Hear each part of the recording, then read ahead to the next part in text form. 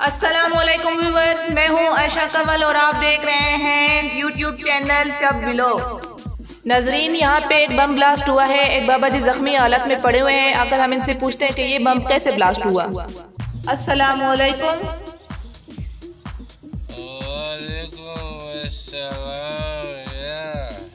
बाबा जी, क्या ये बम यकदम ब्लास्ट हुआ?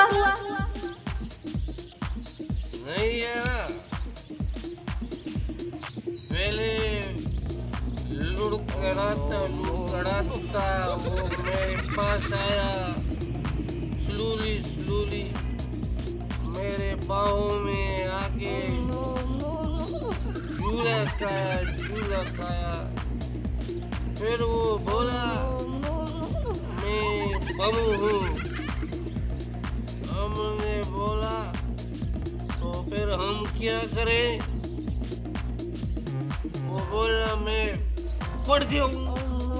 मैंने कहा तो पड़ जाओ।